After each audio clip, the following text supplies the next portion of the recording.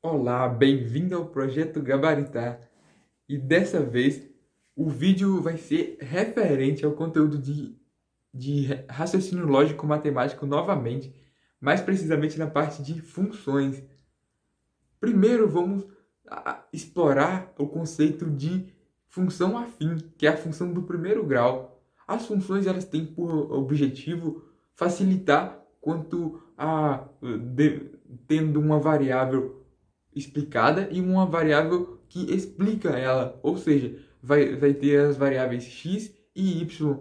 Na maioria das funções vai existir esse binômio de variáveis e uma delas vai depender da outra, vai existir uma relação entre elas que vai ser esboçada, que pode ser demonstrada graficamente em um plano cartesiano. A função afim, ela tem as características dela são existir ela é uma função que tem o formato ax mais b, mas cada elemento que eu acabei de dizer, esses coeficientes a e o coeficiente b, eles possuem significado muito importante, já que o b, por exemplo, ele vai mostrar quando que o gráfico, quando que a função vai interceptar o eixo y. Ou seja, quando que vai ocorrer, qual o valor de y que é proporcional, qual o valor de y que vai ser encontrado quando o x equivaler a zero. O ponto de intercepto é o b. Ele pode ser negativo ou positivo, dependendo, e olhando para o gráfico já dá para perceber qual é esse ponto. Uma característica dele é que ele pode ser negativo, ele pode ser positivo e ele pode ser igualado a zero, ele pode ser nulo. Quando ele é nulo, quer dizer que a função ela se originou, a origem dela foi no ponto 00, no ponto de origem do gráfico do plano cartesiano. Agora sobre o coeficiente, e esse coeficiente que eu acabei de dizer é nomeado de coeficiente linear. Já o outro coeficiente presente na função, que é o coeficiente a, possui outra nomenclatura, porque ele se refere e o impacto dele dentro do gráfico é diferente. Ele é proporcional ao ângulo que ocorre da reta que vai ser criada a partir dessa função, com base no plano das abscissas, na reta das abscissas. Então, a tangente, que é a diferença entre o x, o y e a diferença entre o x, vai me dar esse valor, o valor do ângulo e o valor que vai variar a minha função. Quanto mais próxima de 90 graus, maior o meu coeficiente angular, ou a minha taxa de variação. Então eu vou assumir valores com valores baixos de x, eu já vou conseguir atingir valores altos de y. É essa a proporção. Lembrando que a função afim, ela possui esses dois coeficientes que são números do universo contidos no conjunto dos números reais. Ou seja, pode ser número negativo, pode ser número fracionário, pode ser número irracional, número racional.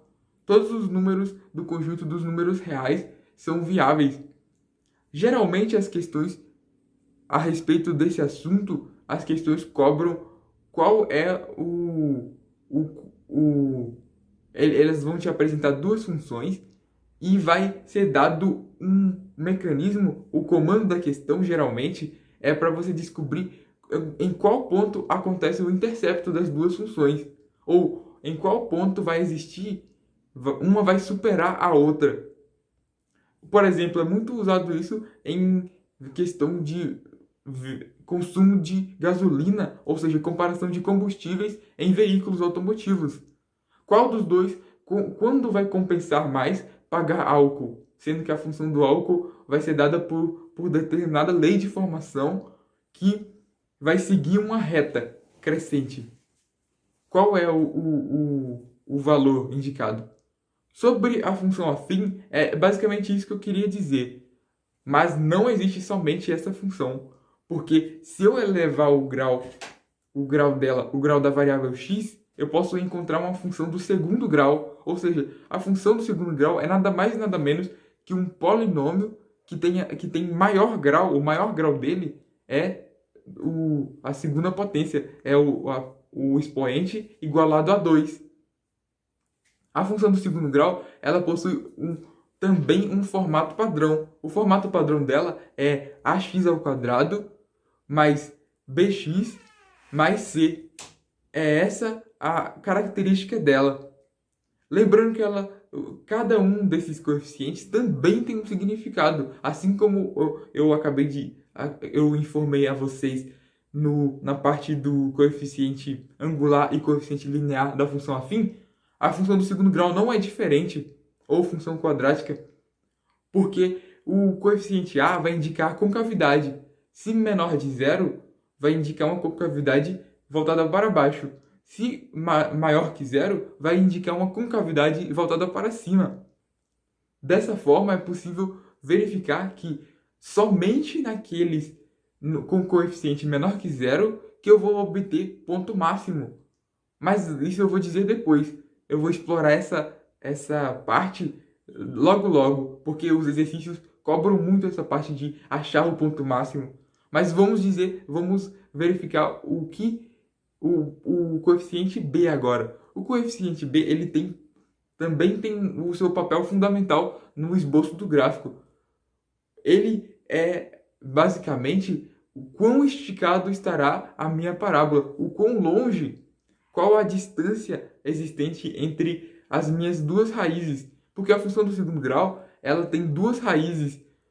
Dessa forma, ela não pode ser injetora, porque eu vou ter o mesmo valor de y para dois domínios diferentes. Então, dessa forma, pelo contrário, isso daí dá para fazer um contraste entre a função afim e a função do segundo grau. A função do segundo grau, quando incluído todo o universo dos números reais possíveis dentro do x, que o x pode assumir, eu posso dizer e afirmar que ela não é injetora, nem sobrejetora e nem bijetora. Ela não atende nenhum dos requisitos para ser um desses tipos de classificação de funções. Já a função afim, ela pode ser injetora, ela pode ser bijetora e ela também pode ser sobrejetora. Para ser sobrejetora, basta que o domínio seja igual ao contradomínio. Tenha os elementos contidos no domínio também se manifestem no contradomínio. Dessa forma, e para ser bijetora, eu preciso que os elementos de x, eu preciso que atenda as duas condições, tanto ser injetora como também ser sobrejetora. Para ser injetora, basta que o número relacionado a um x, a imagem do x, não se repita com o outro, a imagem de x de números diferentes para x vai ter que resultar em imagens distintas. Ou seja, vai ser conectado as flechas que vão ser direcionadas a partir do ponto x, vão ter que ter um segmento único, vão ter que ter um direcionamento único dentro do contradomínio. Agora, voltando à explicação dos coeficientes, o coeficiente C é o mais importante porque ele vai ser o intercepto, assim como lá na função afim que existiu o intercepto sendo o coeficiente B, aqui na função do segundo grau, o intercepto vai ser referente ao coeficiente C. E o intercepto, como eu expliquei no exemplo anterior, ele é quando o x equivale a zero. Se o x equivale a zero, é claro que o eixo das ordenadas, que seria o eixo y, vai sofrer uma intersecção, vai ser cortado. Lembrando que sempre preciso, toda função do segundo grau possui um intercepto. Ainda que esse intercepto seja nulo, mas ela vai existir um intercepto. Mas a função do segundo grau, ela pode não existir raízes. Por incrível que pareça, ela pode não ter raízes. Até porque dependendo dependendo do coeficiente do delta da função, se for um delta negativo, eu não vou conseguir existir, eu não vou ter raízes, porque a função ela vai estar acima, ela vai estar deslocada acima do eixo das abscissas, então ela não, e ela vai ter concavidade para cima. Como é que ela vai encontrar o eixo x se ela está com concavidade para cima e está deslocada para cima também? Não é possível achar raízes nesse contexto. Mas para identificar o coeficiente de determinação ou a determinante, o delta, para você ver se a equação do segundo grau tem raízes ou não, para ter raiz, basta que eu iguale o x, o y a zero e ache um valor de x para ele, dois valores de x para ele, um par de valores, então. Para que isso ocorra, para prever o que vai acontecer, basta que eu verifique os coeficientes. Os próprios coeficientes eles vão dar uma pista sobre isso. Porque se o coeficiente C estiver igualado a zero, eu vou ter pelo menos uma raiz igualada a zero. Já se o coeficiente B e o coeficiente C estiver igualado a zero, eu vou ter as duas raízes zeradas. Agora, se o coeficiente B somente estiver igualado a zero, eu vou ter duas raízes iguais. Eu vou ter duas raízes iguais porque elas não vão ter diferenças entre si. Mas isso tudo vai ter conexão e vai fazer sentido porque pelas regras de determinação da raiz. Como eu vou achar a raiz? Eu tenho três metodologias diferentes. A metodologia por criar fatores, eu posso criar fatores e igualar a zero e criando fatores, o que acontece? Eu diminuo o grau da função. Diminuindo o grau da função e sabendo que para gerar um valor nulo, eu preciso que um dos meus fatores seja igual a zero. Então basta que eu iguale a zero um deles e eu tenho uma equação do primeiro grau que é facilmente resolvível, uma equação do primeiro grau. Então, dessa forma, eu consigo achar os valores das raízes fazendo fatoração. Mas não é só essa metodologia que existe. Existe a famosa Bhaskara, que tem por característica a reunião dos coeficientes para se determinar as raízes, seguindo a seguinte fórmula. Primeiro devemos achar o determinante, ou o delta. O delta vai dizer se temos raízes ou não. Para ter raiz, e para que elas sejam diferentes de zero, eu preciso que as raízes sejam maiores, o delta seja maior que zero. Para que as duas raízes sejam iguais, eu preciso que o delta seja igual a zero. E para que as duas raízes, para que não exista raízes, eu preciso que o delta seja menor que zero. Mas por que isso? Por causa da fórmula. A fórmula da obtenção da determinante do delta seria b ao quadrado menos 4 vezes a vezes c, que vai ser introduzido em uma segunda fórmula para achar finalmente as raízes. As raízes elas são determinadas a partir da fórmula menos b mais ou menos raiz de delta. Perceberam sobre isso tudo sobre 2 vezes a? Perceberam por que o delta negativo torna inviável a obtenção de raízes? Porque um número negativo dentro de uma fração, dentro de uma raiz, é impossível de extrair a raiz dele, porque vai gerar um número complexo, e esse número complexo não é viável para a obtenção das raízes. Então dizemos que não existe raiz caso o delta seja menor que zero. Por esse motivo que eu acabei de elencar.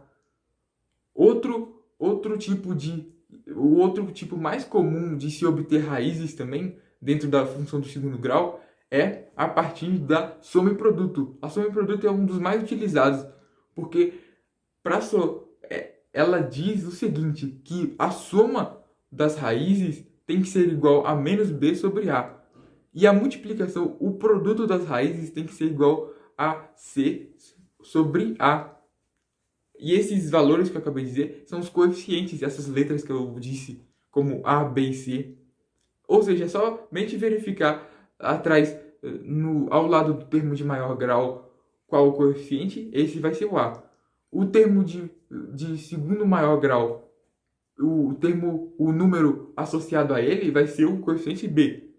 E o termo sem associado a uma variável associado a x elevado a zero, que é igual a 1, que é o termo independente, vai ser o c, que vai ser o intercepto, como eu disse a vocês. Lembrando que essas funções, elas têm os exercícios cobram basicamente qual o ponto máximo e qual o x do vértice. Ou seja, o y do vértice, que é o ponto máximo, e o x do vértice, que é o domínio que eu vou precisar de aplicar na função para que eu ache o y do vértice. Para achar esses dois valores, basta que tem duas fórmulas importantes para obtenção. Primeiro, para a obtenção do y do vértice, é menos delta sobre 4 vezes a. Agora, para a obtenção do x do vértice, é basicamente o coeficiente b multiplicado por menos 1, que seria menos b, sobre 2 vezes a. Essa é a fórmula. São as duas fórmulas importantíssimas que serão utilizadas em vários momentos. Agora, avançando no conteúdo, sobre as funções exponenciais. A função exponencial, ela tem detalhes importantes, porque ela vai explicar eventos que vão ocorrer em um crescimento exponencial, que seria uma curva, tipo o gráfico para essa função será uma hipérbole. Uma hipérbole que tenha, por sinal, quando o x equivale a zero, é claro que o y vai equivaler a 1, porque todo número multiplicado com o expoente zero, ele vai ser igualado a 1. Então, isso significa que o intercepto dessa função vai ser no 1 ou em um valor que está acompanhando o x. Em um valor que estiver acompanhando o a sobre nx. Ou seja, um valor b que vai estar acompanhando. O coeficiente vai ser qual o intercepto dentro do eixo das ordenadas. Dessa forma, podemos dizer que o n só pode ser um número natural. Porque os números naturais, eles são aqueles inteiros que são iguais a zero ou maiores que zero. Então, é preciso que seja esse valor. Já o x pode assumir outros valores. Ele pode ser um número fracionário, então ele pode ser um número racional, ele pode ser um número inteiro, entre outros tipos de valores. Lembrando que quando o coeficiente, a parte superior, a parte do expoente ser negativa, eu preciso de inverter a base para transformar o expoente positivo. Agora existem regrinhas também existentes dentro do cenário da função exponencial. Porque para trabalhar com números que têm um expoente, para fazer a multiplicação, eu preciso que haja a base igual. Quando acontece da base ser igual, eu vou conseguir somar os expoentes. Já se for uma divisão, eu consigo subtrair caso a base seja igual. Então a base é importantíssima. Lembrando que quando ocorrer de o expoente ser um número que eu não estou achando, eu preciso de apelar para os recursos matemáticos que eliminem esse x. Para encontrar esse x, eu preciso de utilizar a função, a operação inversa da exponenciação, que seria a raiz, a radiciação. Ou mesmo apelar para outro recurso matemático, que seria o log, que teria outra função também. Lembrando que também é uma função inversa do exponencial, da função exponencial. Basicamente, nos exercícios que envolvem esses dois recursos, esses dois tipos de função, tanto a exponencial quanto a logarítmica, vão pedir qual valor de x ou qual valor dentro de determinado, quando o x assumir determinado valor, qual será o valor de y. É dos tipos de cobrança que é envolvente, abraça essa parte das funções exponenciais. A cara da função exponencial. Qual é a cara da função logarítmica? Eu digo a vocês que a cara dela é log de x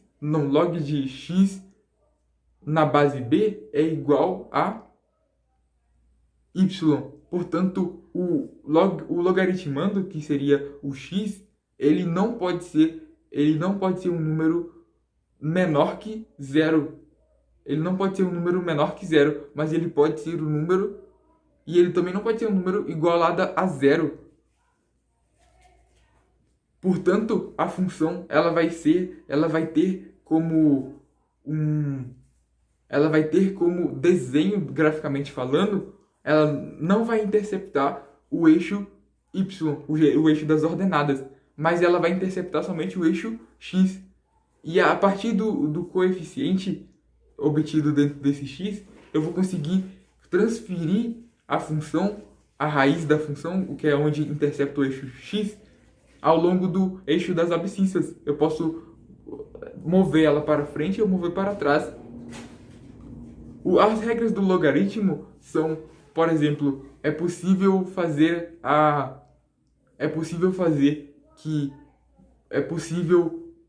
retirar um logaritmo, é possível fazer a soma de logaritmos quando eu possuo uma multiplicação dentro do logaritmando.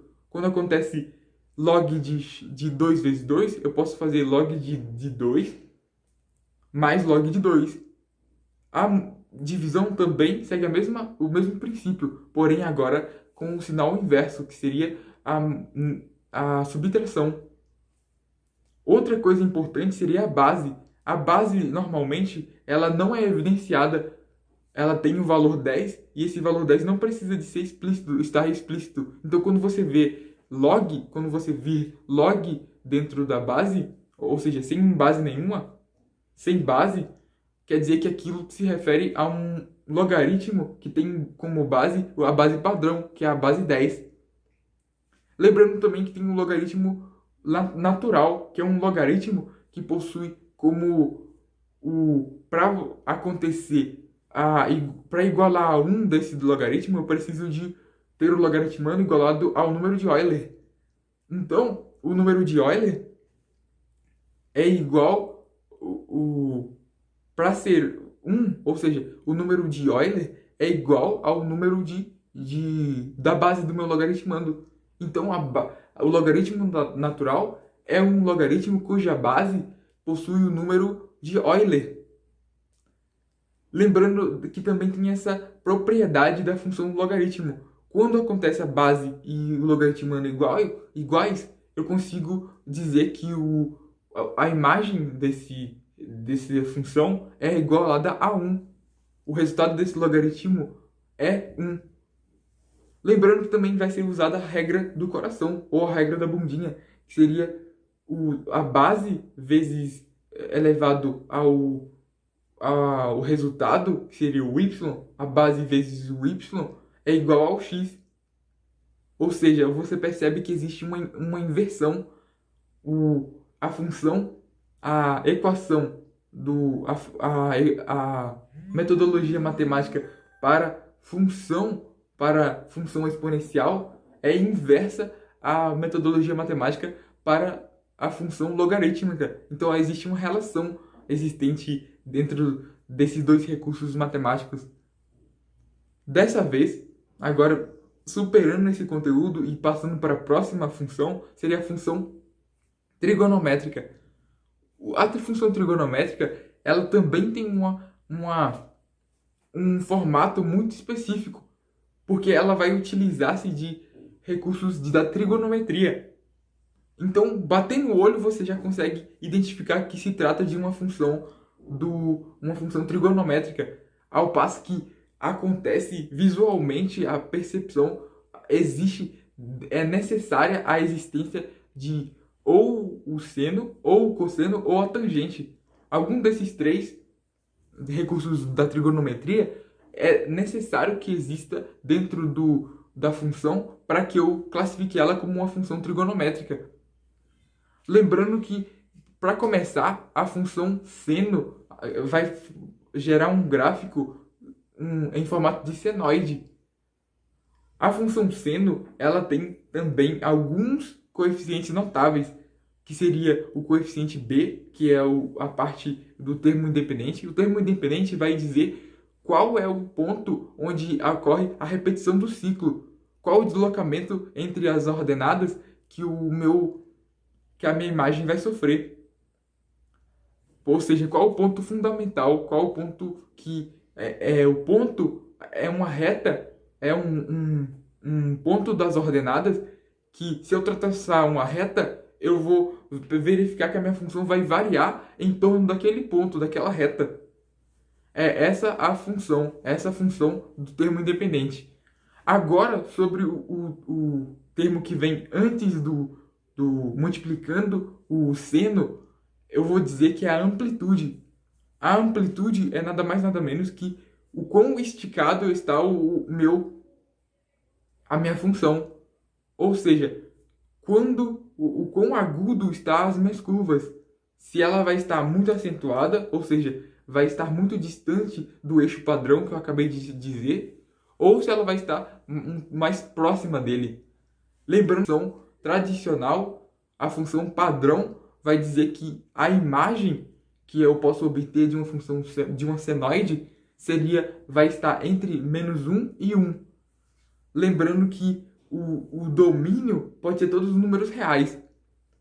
Mas se eu fizer essas manipulações e botar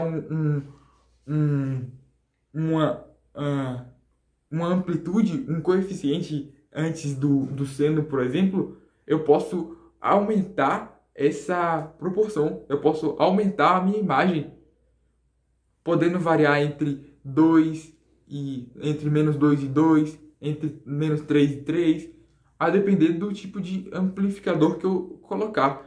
Lembrando também que o y também, o termo independente, também pode variar na minha imagem. Então, criando uma inequação, é possível verificar qual é a nova imagem com base nos coeficientes comparando com a minha fórmula padrão. Agora, sobre o número que vai estar acompanhando o x de fato, dentro dos parênteses, eu posso ter um termo c, e esse termo vai ser o período. Quanto mais o período, um período é a quantidade de tempo que eu preciso para realizar um ciclo completo. Um ciclo completo é 2π. Então, qual é o tempo necessário, ou seja, o quão rápido vai acontecer o meu período? Se para mim acontecer um ciclo completo, eu preciso de 2π ou eu preciso de menos disso? E para fazer a fórmula ela vai ser indicada, ela vai relacionar a frequência também. A frequência é quantos ciclos completos eu consigo fazer dentro de um mesmo intervalo de tempo. Então a fórmula vai ser frequência é igual a 2π sobre o c, que seria o coeficiente que está multiplicando o meu x. A cossenoide ela é o contrário da senoide. Entretanto, ela possui a mesma imagem, mas ela vai possuir valores diferentes por exemplo, enquanto que na parte em π sobre 2, que seria 90 graus, quando eu atingir a função, quando o x assumir o valor π sobre 2, enquanto a função senoide vai estar no seu valor 1, a função cossenoide vai estar no seu valor 0. E é essa forma que é obtida a partir da comparação entre as duas, elas vão seguir as mesmas leis, o coeficiente independente vai ter o mesmo papel, a amplitude vai ter o mesmo papel, a imagem e o domínio vão ser iguais. Agora, sobre a tangente, vai ter uma diferença essencial, porque a imagem vai ser todos os números reais. Lembrando que na parte do π e na parte do π sobre 2, na verdade, ou seja, 90 graus, não vai existir imagem para aquela função. Então ela vai tender ao infinito, vai criar uma assíntota. Então a imagem não pode ser, o domínio não pode incluir o π sobre 2 e todos os 90 graus, todos os múltiplos de 90 graus que vão existir ao longo do ciclo trigonométrico. Todos os ângulos côngruos a 90 graus vai ser inviável para a existência deles. Então eu digo que a imagem vai ser todos os números reais e o domínio vai ser todos os números, vai ser os números reais diferentes de π sobre 2 vezes n mais 1. Porque aí eu considero cada volta e os ângulos côngruos deles também. Então, esse foi o resumo das funções e agora alguns exercícios para vocês. O primeiro exercício, ele diz respeito à questão que caiu na FUMARC, que diz respeito a duas funções e ele está querendo comparar. Por exemplo, ele comprou lá a sua casa na praia, as suas suítes, 40 suítes, e ele quis fazer um investimento a partir dessas suítes, alugando elas. Ou seja, ele vai gerar uma receita, mas aí o preço da diária também vai seguir uma função. Eu preciso de criar um valor que tenha Mas aí ele pensou bem assim, nossa, se eu sei o valor da minha diária, o preço da minha diária, e eu sei a minha receita, qual o preço da minha diária que eu preciso de aplicar para que eu tenha o máximo possível de receita. Então, para fazer essa diferenciação, eu preciso de achar o ponto máximo da minha função quadrática, que seria a receita. Achando a partir fazendo o x do vértice, eu já consigo achar o x necessário para mim ter o máximo de receita. E depois basta que eu aplique na fórmula do preço de venda, o preço da diária. E esse preço da diária vai ser o meu gabarito, que vai ser igualado a 175. Agora a questão 2. A questão 2, existe a relação das tilápias e das piabas. Uma pessoa lá que tem um terreno, ou ela tem um lugar onde ela pode cultivar e ela pode criar peixes. E ela acrescentou lá 1000 tilápias. Mas ela deixou, por descuido, cair 8 tilápias também nesse rio. E é claro que elas se reproduzem. E elas se reproduzem, essas populações se reproduzem em função do tempo, em anos. Mas elas se reproduzem de maneira distinta, sendo que a lei de formação e a lei que vai indicar o crescimento das piabas e das tilápias foi mostrado no enunciado. Mas ele quer saber qual é o tempo em anos que vai ser necessário para que ambas tenham a mesma quantidade de população. Sendo que a função das piabas seria o valor inicial das piabas, que seria 8 vezes 10, elevado ao tempo. Agora, o das tilápias seria o valor inicial das tilápias, que seria 1000 vezes 2 elevado a t. Percebe-se aqui que existe, nas piabas, por exemplo, eu posso fazer uma manipulação e 8 é igual a 2 elevado a 3. E 2 vezes 5 é igual a 10. Então, 2 vezes 5 elevado a t, vezes 2 elevado a 3, vai ser igual a minha outra função, que seria a função das tilápias, da população de tilápias. que é 1000 vezes 2 elevado a t. Mas 1000 é igual a 10 elevado à terceira potência. E 10 elevado à terceira potência, e 10 é 2 vezes 5. 2 vezes 5 elevado à terceira potência, então, vai ser igual ao meu número de piabas. Então, verificando que todos os números da base eles estão iguais entre si, eu posso fazer manipulações e aí eu vou achar que 2 vezes 5 elevado a 3 menos t é igual a 2 elevado a 3 menos t. Mas aí você se questiona, você percebe que para resolver esses tipos de exercícios é bom que é bom manipular a base para que elas sejam mais similares possíveis. Porque sendo similar, eu consigo fazer a seguinte relação. Se eu tenho bases diferentes e eu tenho uma igualdade estabelecida, sendo que o meu coeficiente, o meu expoente também é igual, eu tenho uma alta suspeita de que aquele número vai ser igualado a zero. Porque qual é o único número que é elevado a uma base diferente que vai dar igual ao mesmo número? É o número zero, porque toda base elevada a zero é igual a 1. Então eu preciso de ter essa igualdade. Então eu preciso de que 3 menos t seja igual a zero. Para que isso ocorra, eu preciso que o t seja igualado a 3. E é essa a resolução do exercício.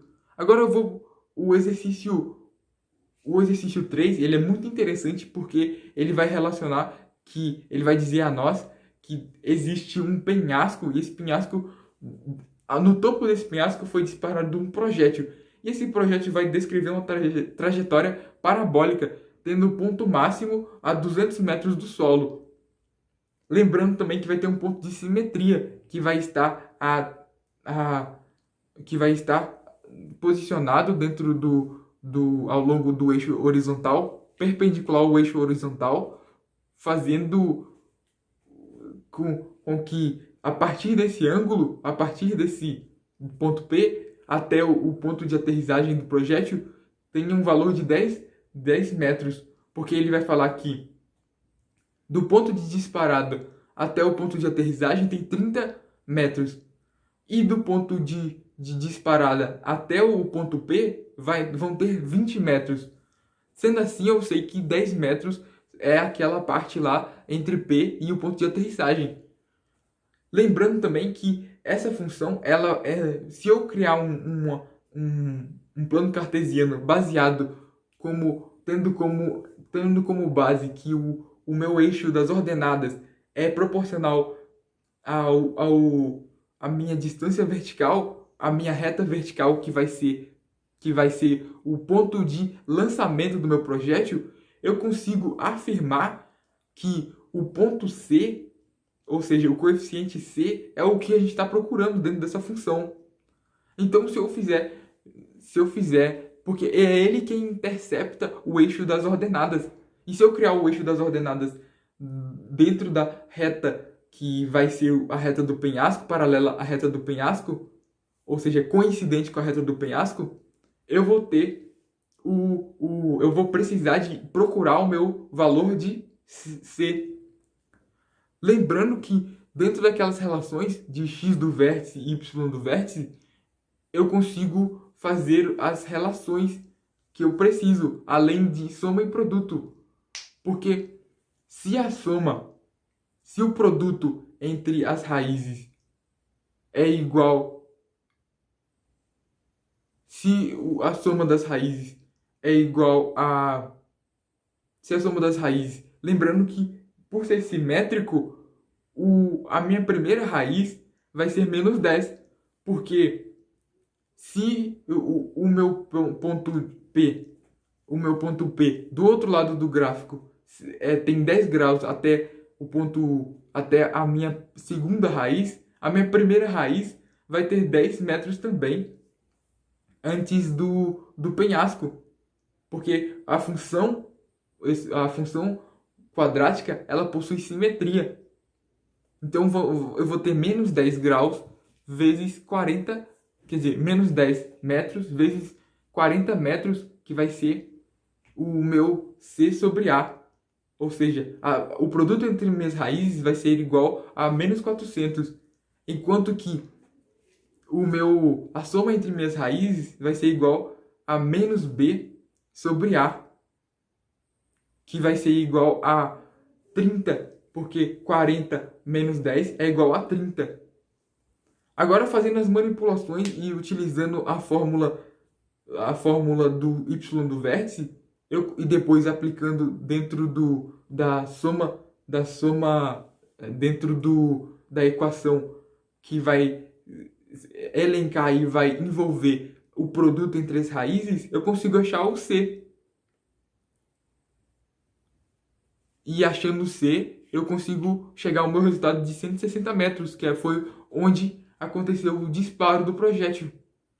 Essa questão é muito interessante porque relaciona vários conceitos de equação e função do segundo grau.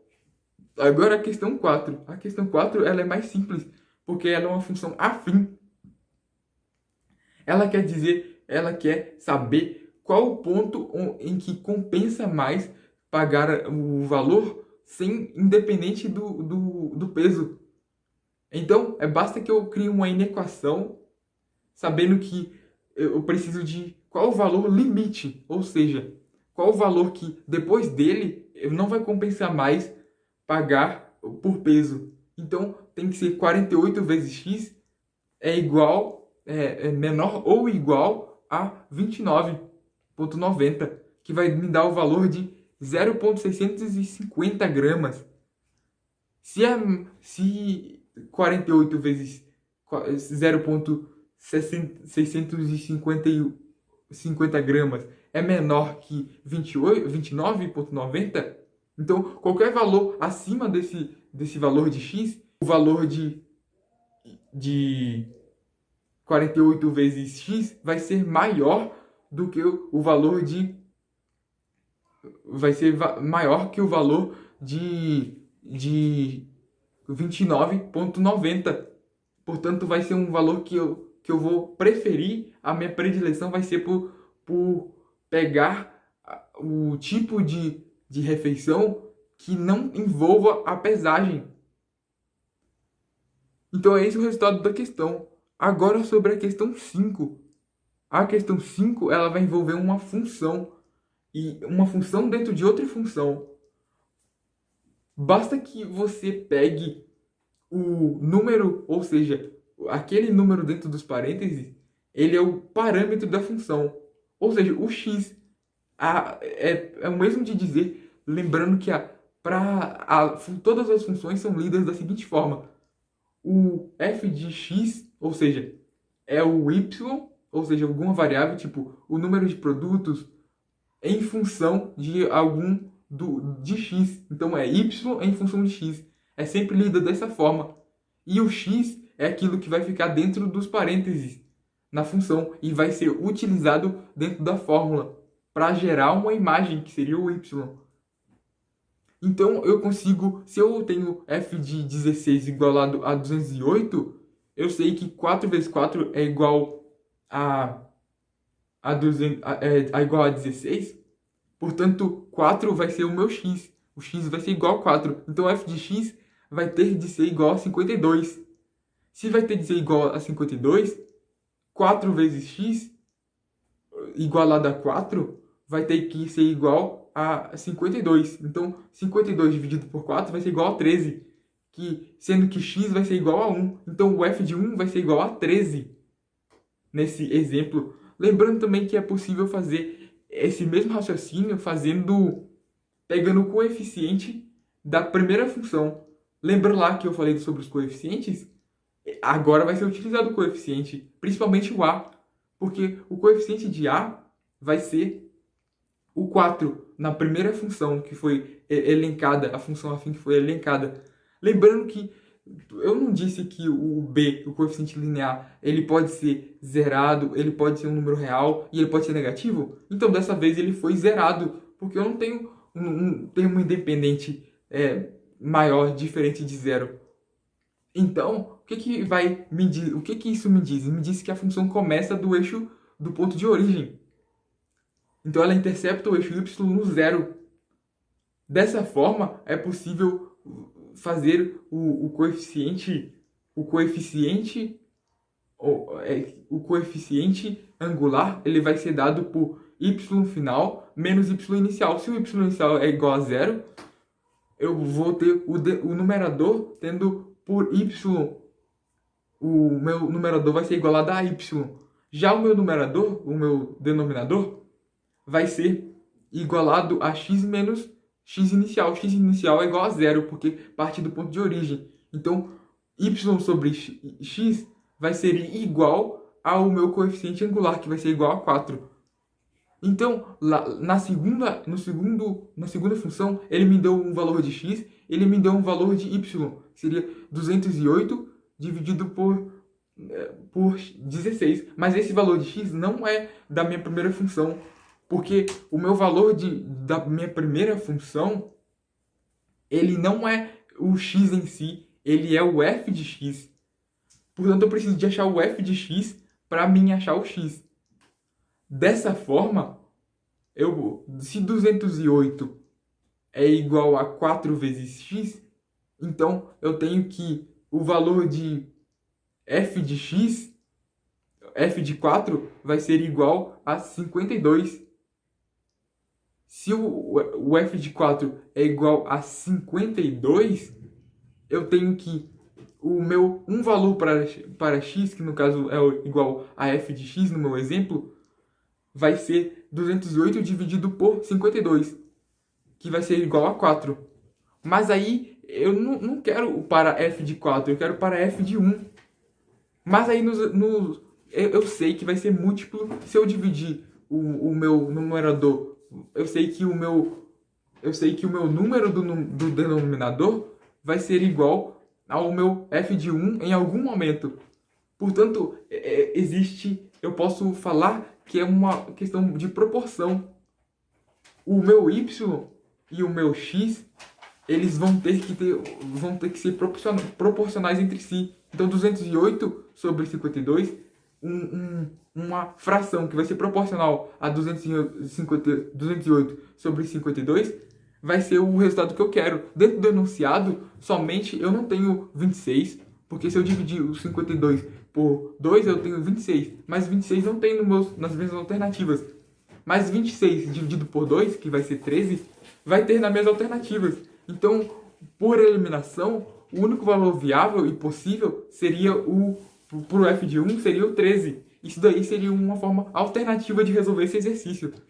Mas a primeira metodologia seria mais adequada. Agora sobre a questão 6, que seria uma questão de logaritmo.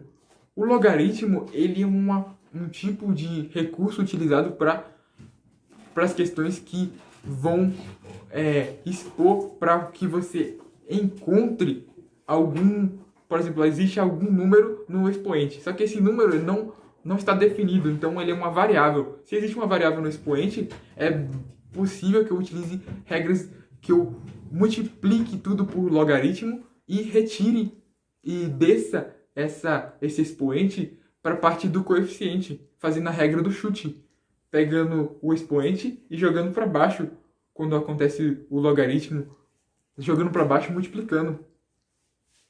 O logaritmo também ele possui a regra do coração, que eu disse para vocês. E lembrando que o log de 10 o log padrão, ele vai ser o log de 10. Então, dentro desse enunciado, basta que eu utilize a regra do coração. 10 elevado a 12 é igual a energia que eu pretendo sobre a energia inicial. A energia inicial é 7 vezes 10 a menos 3. Então, é só pegar esse valor e passar dividindo. Se eu passar multiplicando, na verdade, vai dar 7 vezes 10 a nona potência, que é o resultado da nossa questão. Agora, a última questão, que seria a questão de número 7, na verdade, a penúltima questão, a questão de número 7, vai envolver uma função trigonométrica, que é uma senoide. Mas essa senoide, ela não tem quando eu tenho seno igualado a 1, eu vou ter números negativos. Portanto, existe uma inversão.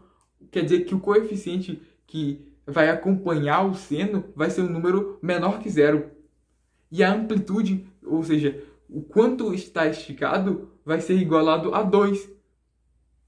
Porque ao invés de ser 1, vai ser variando entre 2. Por exemplo, vai estar dois números acima e 2 números abaixo. Sempre. E o coeficiente independente, ele vai ser igualado a 1, porque eu não vou estar na origem, o meu ponto de variação não vai estar na origem, e sim deslocado para cima, portanto, um positivo. E é basicamente isso. Então a lei de formação vai ser 1 menos 2 vezes seno de x. Agora sobre a questão da PRF, que envolveu o consumo de álcool e o ponto máximo de consumo de álcool, e ele pediu qual é o número das raízes. Para obter raízes, basta que eu utilize soma e produto. Utilizar soma e produto vai me dar, dentro daquela equação que vai aparecer na tela, somente vai me dar 35. Vai me dar que o número 35 é igual a B sobre A. A menos B sobre A, que é igual a 35. Então a soma das raízes é igual a 35. Para ser igual a 35, eu tenho que ter valores menores que 36. De tempo menores que 36. Então está correto a primeira questão. Já a segunda, ela diz que qual é o valor do intervalo. Qual é o intervalo que ele ficou com a concentração sanguínea de álcool maior que 1 grama por decilitro. Dessa forma, para obter esse valor, basta que você utilize a propriedade que diz que a raiz do delta vai ser igual à diferença entre as raízes. A diferença entre as raízes, ou seja, x' menos x, vai ser igual à raiz de delta. Se é a raiz de delta, eu consigo pegar o delta com base nos coeficientes que foi dado na minha função, na minha lei de formação, da minha função do segundo grau. Lembrando que eu preciso de passar disso tudo igualar a 1. Ou seja, eu não posso igualar a 0, porque eu meio que desloquei as minhas raízes para cima. Eu desloquei o meu eixo y para 1 grama por decilitro. Então eu preciso eu quero achar as raízes, ou seja, 2 números para x que tenham por característica o encontro, ou seja, se eu traçar uma reta, eu vou achar no ponto igualado na imagem, no contradomínio igualado a 1 grama por decilitro, eu vou achar 2 pontos em x, que são as minhas raízes se eu deslocar o meu eixo para o y valendo 1 grama por decilitro. Então eu vou achar as raízes lá, e o próprio enunciado já diz isso, que então vai ser menor que 23, sim, vai ser menor que 24, vai ser vai ser menor que 24 ponto alguma coisa. Bom, basicamente é isso.